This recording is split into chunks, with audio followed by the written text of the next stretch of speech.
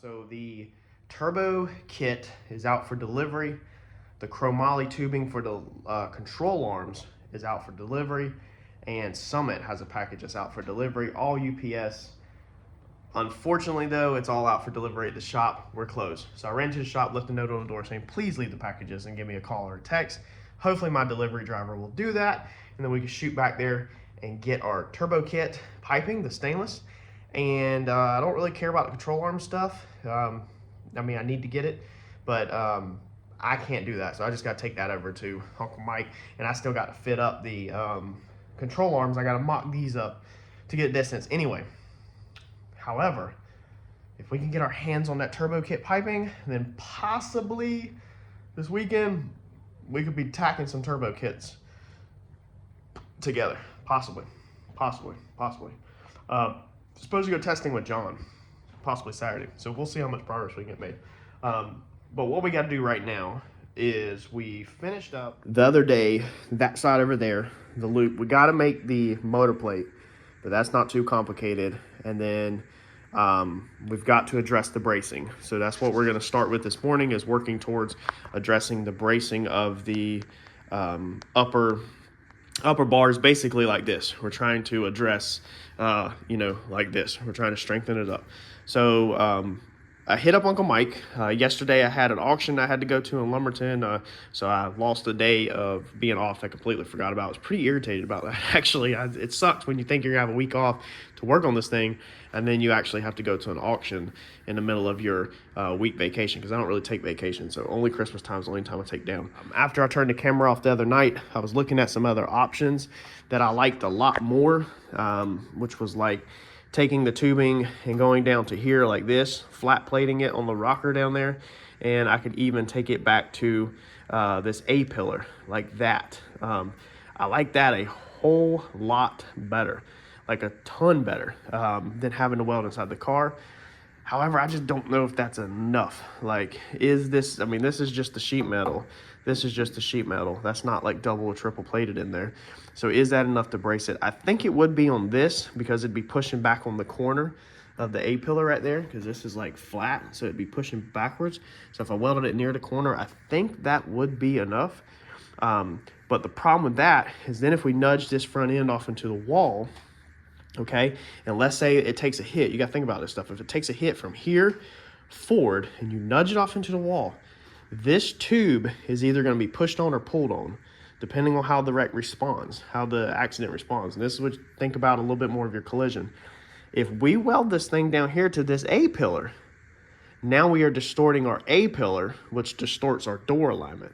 So now we are creating bigger problems just by tube placement, versus if we put this thing under the dash into the crossbar, and if it pushed or pulled on the crossbar, then it could, if it pushed or pulled, it would pull the cage bars. They go up and down like this. It may pull them in just a little bit. It's probably going to bend the crossbar, but you can cut that crossbar out, and you can take a porta power and push the cage in or out, pull it wherever you need to be, and then just section another dash bar back in, replace these, replace the front end, you're good to go. It's not gonna mess up your door alignment and all that, your factory stuff. It's gonna just mess up tubes that can just literally be cut out, sleeved, and put right back in. So I think it's gonna be smarter, even though it's easier to plate these. I think it's gonna be smarter and stronger, obviously, to tie it into the cage and not tie part of the chassis, because this is tied into the cage now. So if we want to call this part of the chassis or the cage, whatever you want to call it, I'm not putting a label on it, chassis / cage, to tie that back into chassis / cage, versus taking your man, has a tongue twister this morning, your chassis / cage, and then tying it into a unibody. So that's kind of just pointless versus keeping this whole structure tied together and strong. So we got to get that crossbar in. We got to get this diagonal in, basically like that on both sides. And then we should be able to move forward with some more interesting stuff. But first off, it is a mess out here. So when you're walking, you can just hear the dirt and everything and all the cords. So we need to roll everything up, put it out of the way, sweep this front half of the garage, completely clean up, put all the tools up, start fresh. Wife's going to get her nails done here in a little bit, so me and Harper's going to be chilling, so I'm probably going to have some downtime, but that's a lot of work. So let's get at it. Back to the shop we go. So me and Harper are hanging today, and Mama's out doing errands. Stop sticking your tongue out.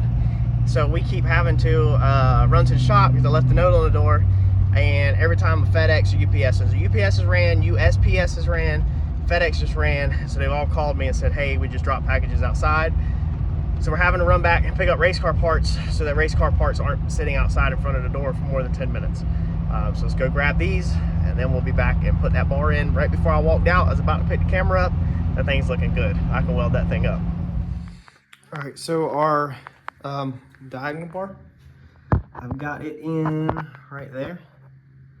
Okay, so I've got it fitted in, and it goes up there in front of the brake booster. It's not gonna be the easiest to weld at all. Right there, the bottom's gonna be easy, but that top is gonna be a little rough. Probably gonna have to just lay the weld up on top of it, basically let it puddle. And then the bottom comes right here. So it snakes down right past the brake booster. So I don't want to take this towel down because I'm trying to, a piece of leather, trying to be responsible and protect my Holly Dash since I can't afford to buy that screen again. Trying to protect it from splatter. So that's pretty cool.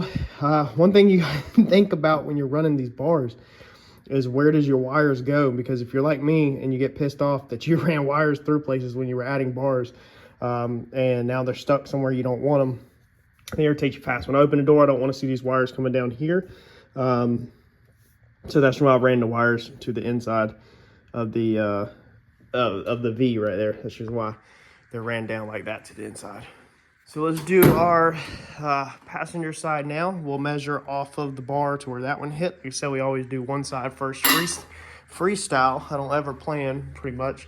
And then I just duplicate my second one. So that one determined where that one fell out off of the brake booster. So then we'll duplicate the next side. And that should have, even with them tacks right there, yeah, that stiffed that up quite a bit. And then once it gets all welded up, that'll be a lot better. So that's triangulated. And just can't get that, you know, really no more triangulated than that, but that should definitely hold better than anything else. There ain't really no better way to do it, especially with all the brake booster, why do I keep calling it that? The brake crap right there, and the steering and everything is just, let's see here, let me zoom in over there. You can see that there's just no shot through there. There's a bunch of crap. That's the steering column, the black thing. And then all the silver stuff under there is brackets, and you can barely see the wheel wood back there in the back where it passes through. So there's a lot of clutter that goes on right over there on that side. Plus, not only with that diagonal brace right there add strength, but by the time you get your engine plate bolted in here, that's going to also add a little bit of strength. I know I've heard drivers mention in the past. I'm very listening when people talk. Like I said, I don't really care to watch actual racing, but I like to watch the building and people working on stuff. And I've seen and heard cars that are in the MPK that when the motor's out, they can wiggle the upper frame rails because there's nothing that really triangulates some of them cars together. But then they have this big motor plate that goes in there. And when the motor plate's bolted in with the motor, well, theirs, it stiffened it up. I remember that clear as day in one of the interviews because I was kind of, or when they were pulling the motor and they were talking about it, I was kind of blown away that that's how it is, but it is. Pretty close, huh? Do we need to like go up with that bar? Up or out? No, you just gotta stretch your Stretch your car in half? ready for it. Watch yourself. Boom, we're in. Just gotta stretch the struts. Strut tires. Yeah, that's what it is. It works. That's just crazy. That was weird. Some cars have a bar that goes like this to support the tube. It was weird yesterday. We took it apart. Like you watched it, like. Yeah. And I was like, yep. Yeah, that happens. It's weird. All the pressure happens right here. I would have told you if I didn't know how this car was built and who built it, that was some janky ass bullshit, and it shouldn't do that. But you know why they do it? I'll tell you why they do it. Because there's nothing right here. This usually has a bar Goes to the bottom. It goes to the bottom. And these do not have that. I didn't even notice that. Didn't even pay attention to it. Some of them guys like will quick pin them and shit. Yeah. Motor's in. Coming off? Yeah. Okay. If we didn't have the exhaust right where it was at, right here, then I would have took my motor plate and went straight across right here to give it a little bit more strength up high. However, the exhaust needs to pass right through here. We got to put a pipe right through here, and there's not enough room to really go up and then cut that piece out. You know, like put a big hole in there with a hole saw so it passes through the motor plate. That's just simply not enough real estate right there. So that's why they kind of got to go down funky like that. And again, these still have to be cut to length. It's nowhere near done. All right, so believe it or not, I feel better with that little bubble gum of a tab. I just kept running into some nasty stuff right there. But I basically just put a little tab. I took one of my little radius tabs I ordered. I ordered all these freaking tabs for different things. It was already radius. And I just cut it across like right there on that scribe line. And just literally attached that tube to the body. So now the body is attached with like a at least a 1/4 inch thick steel plate. So it attaches the cow panel back down to that and that little tab. I know it's not much, but it makes me feel better. So I'm happy with it. Onto this side to do this bar. And then I think we can finally pull the motor out. I think, maybe. Once we pull the motor out, we can weld everything in. And then we can really start making progress. Still gotta do the motor plate. All right, so we got them things welded up completely. So that's done. So I think it's finally time to do the engine plates. Oh, I forgot about the other engine plate. God, I wish somebody else come and do this engine plate. Crap. All right, because then we gotta weld tabs to it. So man, I gotta do the tabs. I gotta cut the engine plates. I gotta do all that before I can even take the motor out. Man, I just come out here ready to pull this motor out. Like I was about to start cleaning stuff up, rolling the cords up. I actually did roll one up. I was ready to pull this motor out so we could check clearance, final weld, get ready to work towards putting it back in. All right, engine plate and engine plate tabs. Man. So I drew out my engine plate. This is gonna be the other side. I cleaned it up. I think that's gonna look a lot better than this funky looking thing, man. I don't know why I wanted to radius all that stuff. I think this is gonna look a lot better. We're gonna cut it like that. So I was looking around for tabs and I was like, I don't know what kind of size tab I want to put on this thing. And then Harper just went to sleep. I went back inside for dinner and didn't finish it. So now I don't think I'm even going to cut it. I don't think I'm going to mess with it. I was trying to get all that done so I could pull the motor out, weld everything, paint everything, and then put it back in. But you know what? We're not going to do it because we're going to brush out the whole front chassis with the hammered paint. So therefore we can brush around all this stuff. Like I was like, this is not even a big deal. I was like, with the headers off when we go to stick the motor back in, and the engine plates off and stuff, I was like, we can literally weld the tabs up then once the motor's back in for the final, and then we can just weld around it. I mean, we can easily just weld the 2 tabs on because all we got is 2 tabs.